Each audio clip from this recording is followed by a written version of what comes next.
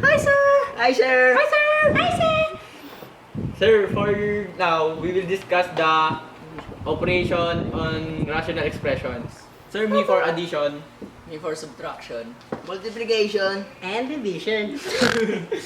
Sir, please listen carefully. You better listen. Okay.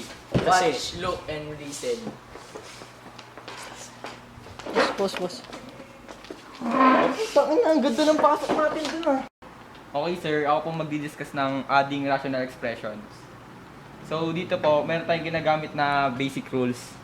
So ito po siya.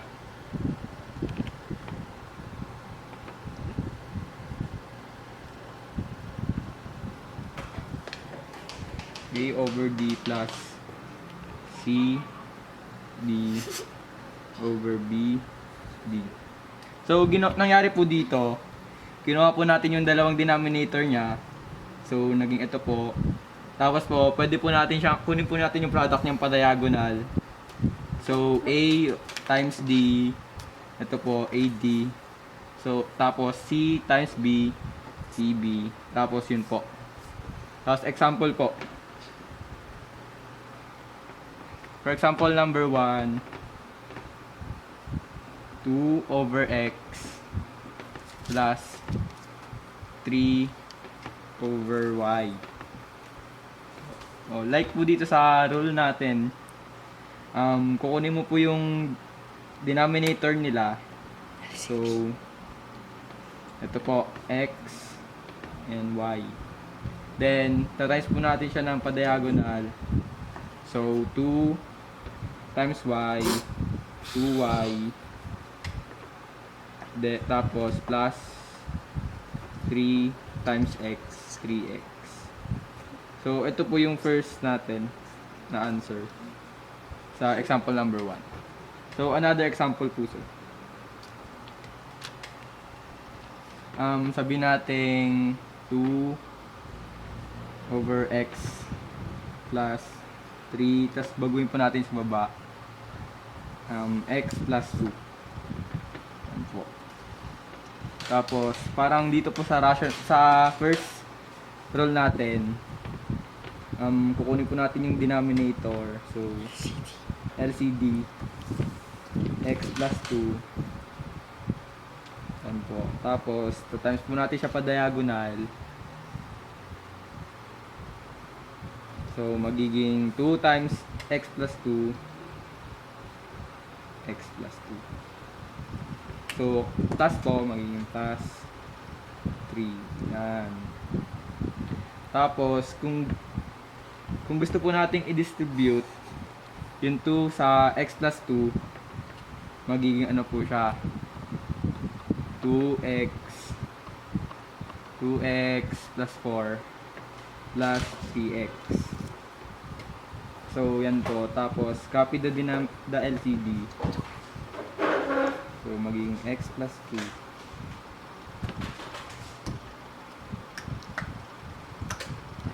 Tapos, pwede pa po pala nating i-distribute yung denominator. So, magiging ano siya. Pwede siyang maging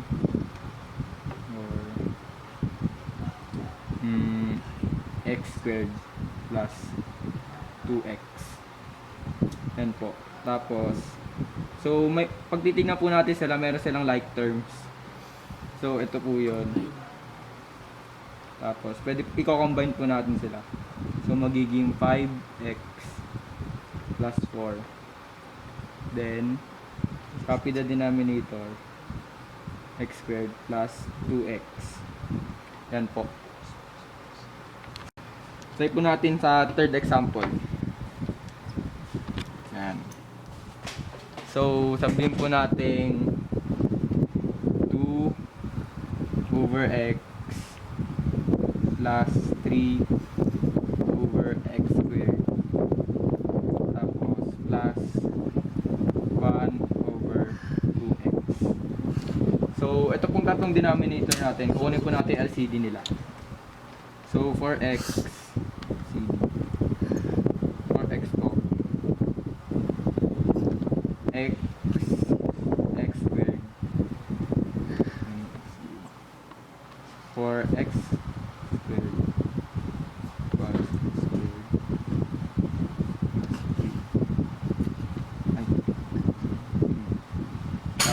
for 2x, for x equals x squared. So, yung LCD po natin dito ay 2x squared. So, kailangan na po natin siyang i-divide tsaka i-times. So, 2x. So, LCD po natin 2x squared. Then, i-divide po natin siya sa x ng sa first denominator natin. So, tapos i-times po natin siya sa numerator. So, magiging ano siya? 4x. Tapos po, i-divide ulit po natin siya sa second denominator natin. Tapos ita-times sa second numerator. So, magiging ano po siya? 6.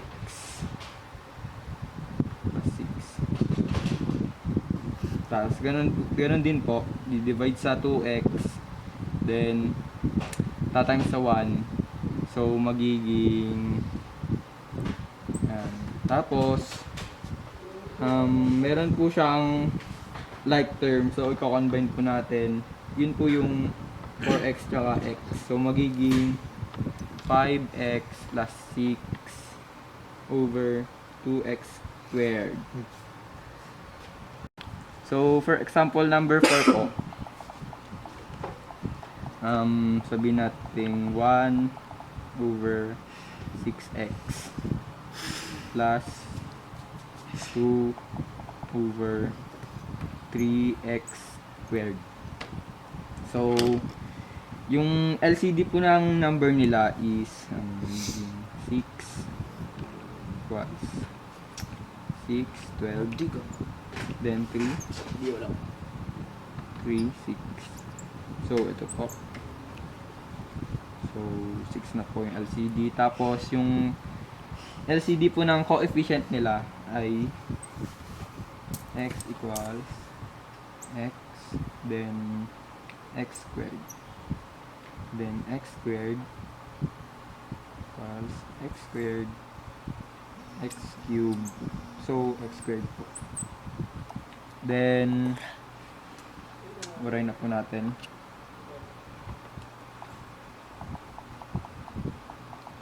So, magiging ganito po siya. So, gagawin po natin ulit dito ay 6x squared times sa denominator ng first natin. Tapos, ito times po natin siya sa first numerator. So, magiging ano po siya, x. Then, plus. Then, gagawin po ulit natin ulit. So, 6x squared. Tapos, di-divide sa 3x squared. Tapos, ta-times po sa 2. Then, magiging 4. So, ito na po yung final answer natin. Ito na po talaga siya kasi wala nang kailangan gawin dyan. Tapos na po. So, ito po yung ating rational expressions. Thank you po, sir. Hi, sir. I'm Miranda from CS11KA1. And now I will discuss about subtracting rational expressions. Right? Alright. Subtracting. Sorry for my font. This is my own font. Sorry po, font po yun.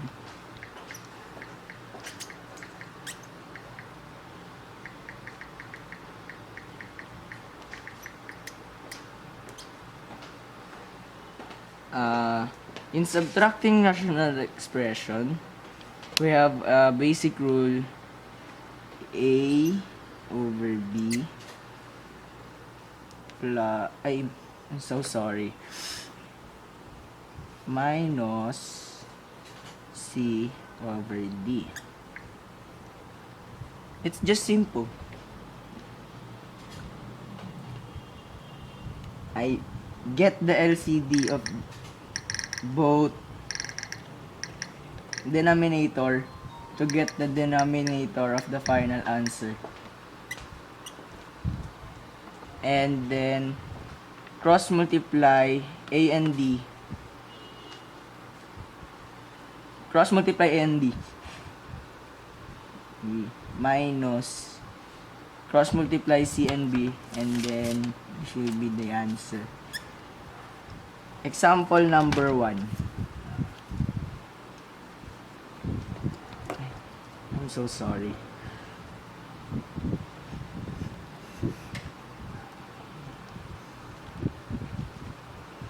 One over 2 minus 2 over 3.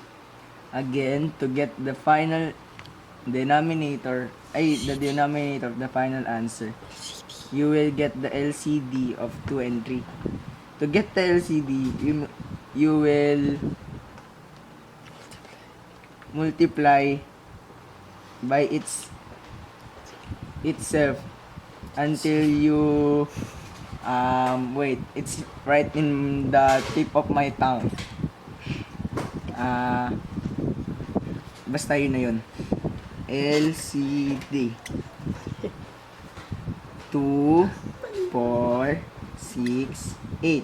This is for the number 2, and then for 3, 3, 6, 9, 12. And their least common denominator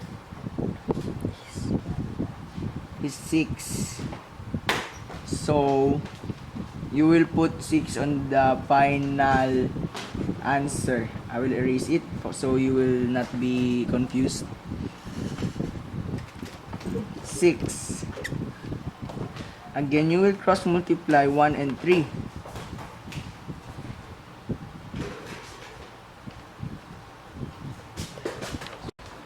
Next, we will divide and multiply. Oh my god, can't be read. Don't laugh, I'm serious. 3 minus 2 multiplied. You will multiply it by 2, and then when you multiply it, the answer will be 1 times 3 is equal to 3.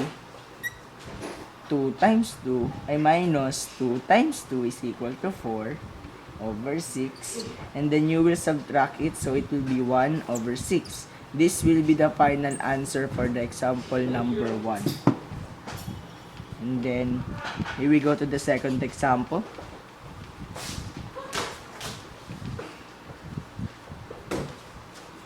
Seven over 10 minus, hey, be quiet, 5 over 12. Again, to get the final denominator, you will get their LCM. I will teach again. Game. The second example is x squared plus 3 over a squared minus 3 over a.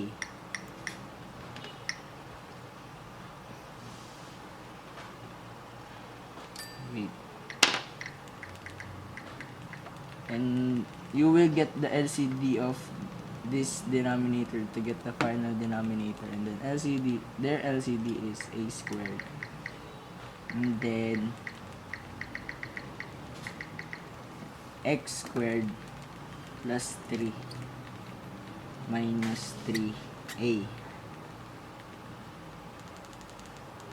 That's the final answer.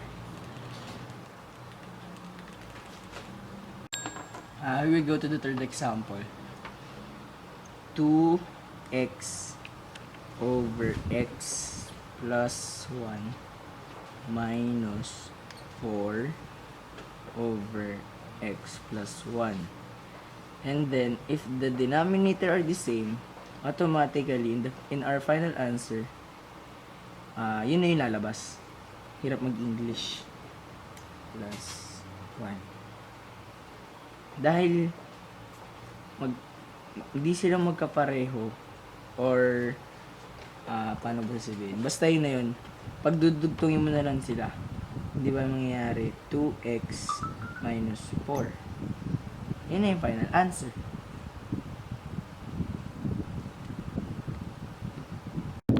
The next example is 3x over x squared plus 3x minus 10 minus 6 over 2 plus excuse me po, 3x minus 10.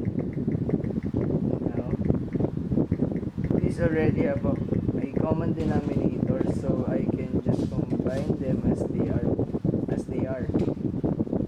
But denominator is quadratic, so I'll want to factor the number when I'm done to check and see if anything cancels out. 3x over x squared plus 3x minus 10. I will just copy this. It's so hard to talk.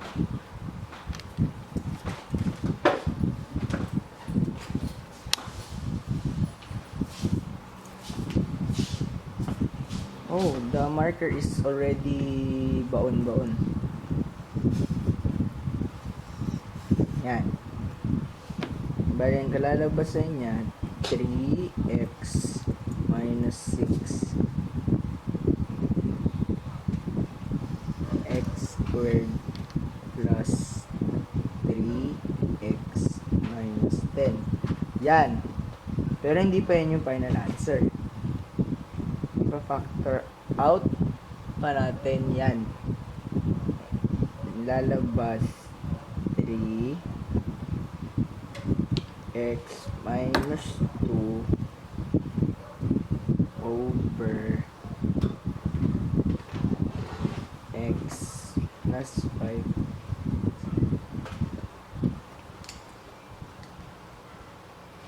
x minus 2 multiply pala dahil hindi na kasya, lilipat tayo dito. Equal to 3 multiply by x minus 2 over x plus 5 x minus 2. So they are the same. Pareho sila. Hindi pwede natin sila i-cross out. Bali, ang matitira 3x plus over x plus 5. Ayan yung answer natin. So, as you can see, something did cancel. You always need to remember this step. Factor the denominator and numerator if possible, and check for common factors. By the way, since I was able to cancel off the x minus 2 factor, this eliminated a 0 from the denominator. Depending on your book and on your instructor, you may or may not need to account for this change in the domain of the fraction. So the complete answer is buburahin ko kasi hindi na kasya.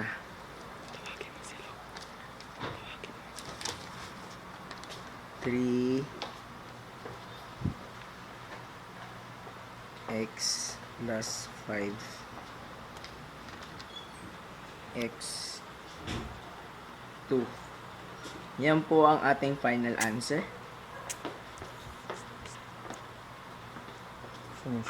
Okay na po yan. So, yan na po. Hello po, ako po si Maverick Yao. At tuturo po sa inyo ngayon ang multiplying in rational expression.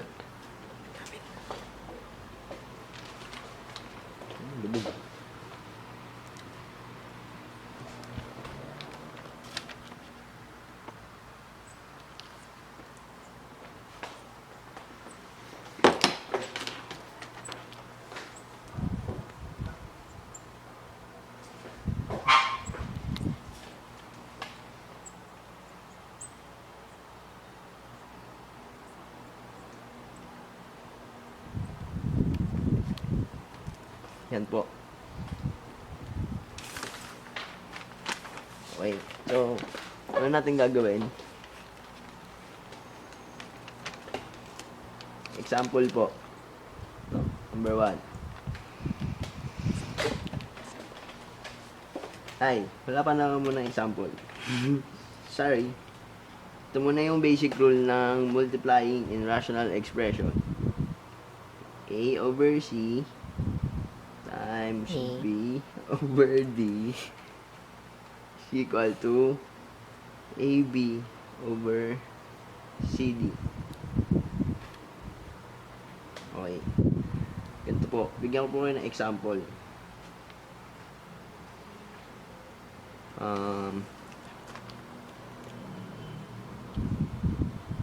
X squared plus X over 7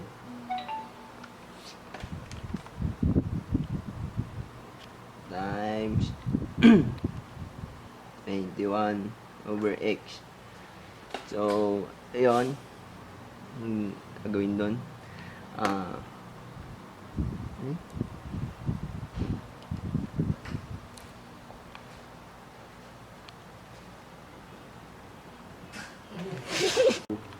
So, ayun. Ito muna ang basic rule ng multiplying in rational expression.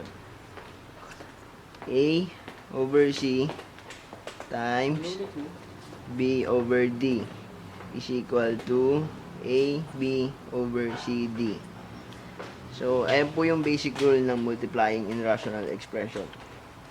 Bukayin na po natin para may space tayo. So, example po. X squared plus X over 7 times 21 over X. So, yun. Ang mangyari po dito, ipa-factor out natin yung X squared plus X. So, magiging X times X plus 1 over 7 times 7 times 3 over X. I-cancel natin yung 7 saka yung X. So, may iwan ang 3 saka X plus 1.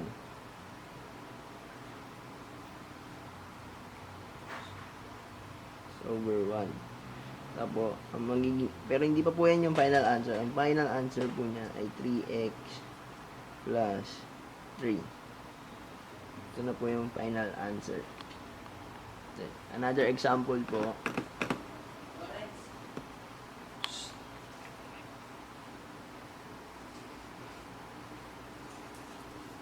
Another example po.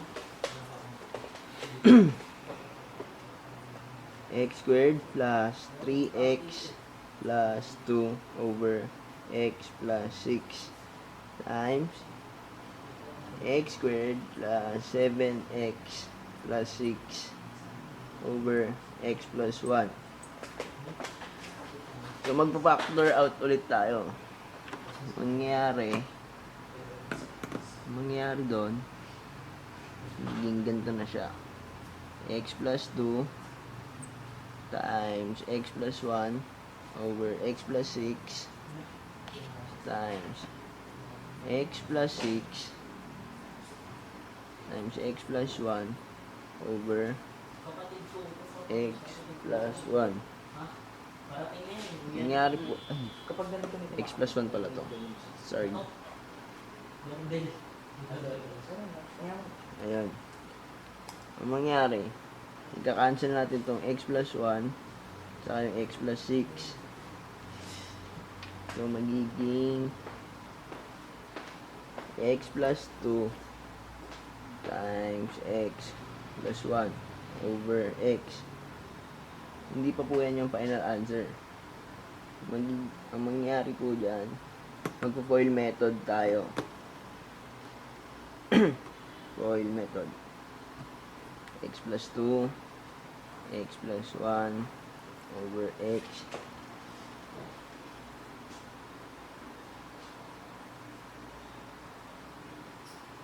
Itong x magiging x squared. Tapos ito magiging 2. Tapos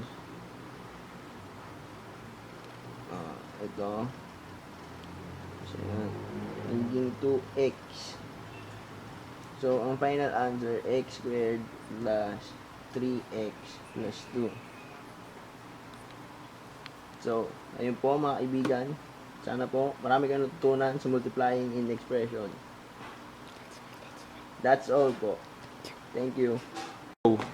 Hi guys! Today, ang tuturo ko sa inyo ay dividing rational expressions. So, dividing rational expression.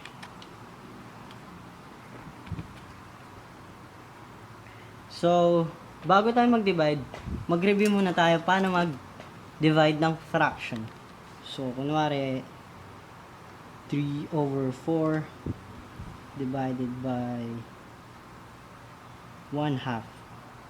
So, sa rule ng division, gagawin mo siyang multiplication and i-reciprocal natin siya. So 3/4 times 2/1. So, pwede natin gawin yung cancellation method kasi multiplication. So, pwede natin itong gawin divisible by 2. So, 1 divisible by 2. So, 2. So, pwede na tayong mag-times. So, 3/2. So, yun. Ganun. Naalala natin kung paano mag-divide ng fraction. Try naman natin sunod. Try na natin sa rational expression. So, ang first example natin ay x/y divided by xy y. Gawin natin siyang i-reciprocal natin, then gawin natin yung operation niya, gawin natin multiplication. So, x/y times xy y. So, pwede ulit tayo mag cross cancellation. So, y yung 1 na lang siya. So, ito divisible na siya. Divisible by y. So, divided by y. So, maka-cancel to. So, 1. So, equal siya sa x times x is x squared over y. So, ito na yung final answer.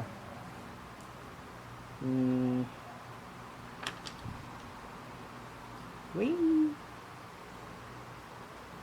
Sunod naman na gawin natin ay ganun pa rin.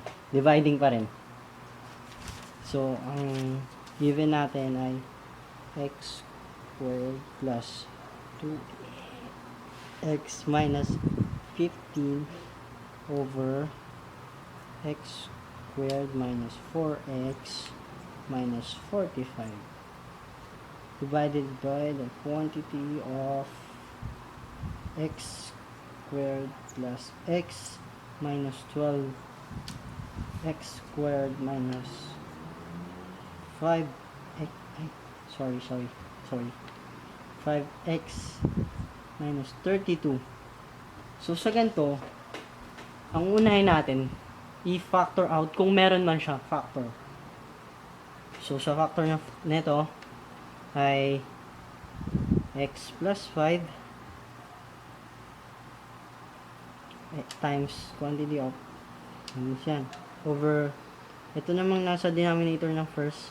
Ang given niya ay ang factor niya ay x minus 9 quantity of x minus 9 times the quantity of x plus 5. So, ganun ba rin? Divide. Or, gawin na natin reciprocal.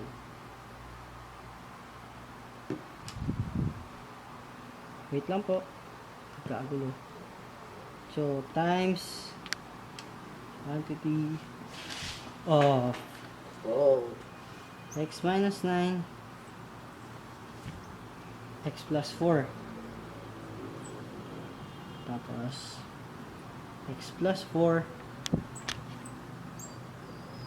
x minus 3. So, as you can see, meron tayong mga magkakaparehas. So, cancellation method sa multiplication. So, ito,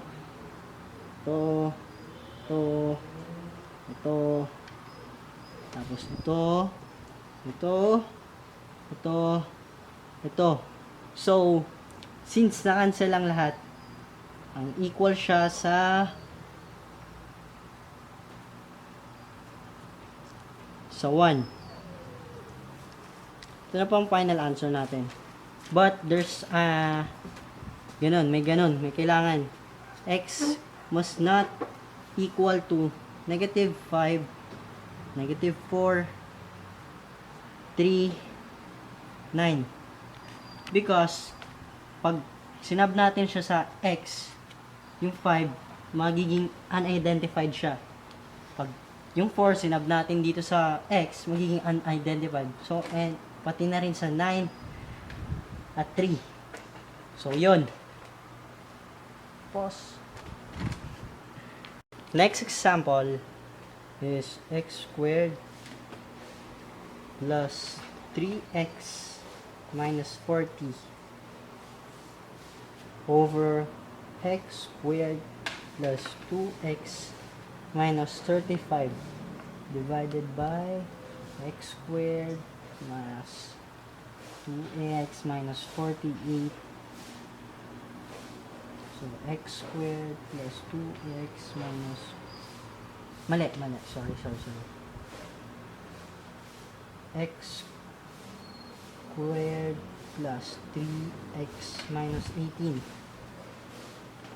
So, yun. Una, gagawin ko na siyang reciprocal. Yun. Times na po yan. So, yung sabi ko kanina, ipa-factor muna natin kung meron siyang mga factors. So, dito sa ano na to, yan, sa part na yan, yung factors na ay x plus 8, x minus 5. Tama ba? Tama. X plus 7, dito na yan, x plus 7, x minus 5.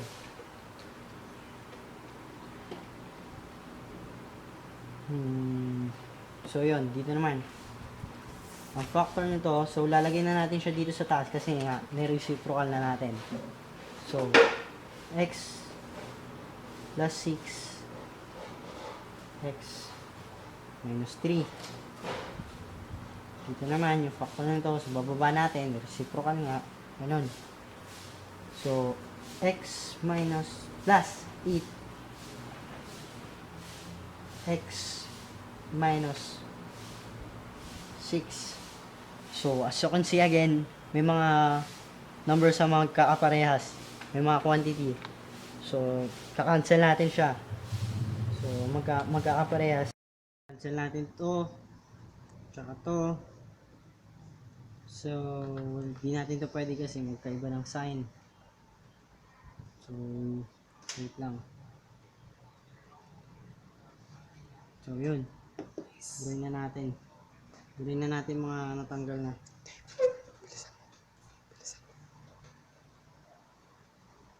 So, yun na lang po ang natira.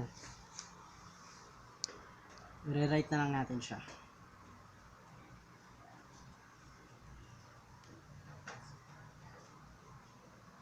So, x plus 6 times x minus 3 over x plus 7 x minus 6. So, sagot dyan ay x squared plus 3x minus 18. Ito po yung product na itong dalawa. Over 7, x plus 7. Sige na sync. Yun. Ito na po ang final answer natin. Yan. So, x must not be equal to -8, -6, 6 po yan, 5, and 3. Because when we sub these numbers to x, magiging unidentified po siya. And thank you. Okay sir, thank you for watching. Pasensya na, Rush, kasi Thank you po sa effort yung naghintay dito sa project na to. So, ako po si Jericho Go. Ako po si Dave Miranda. Lawrence. At Okay yung po. isa po namin si Yao. Kailangan niya na po siya kasi wala na Ito po si siya. Lumahanap na po siya. Pasensya na po. So, Sige po, thank you po. Thank you po. Love you, sir.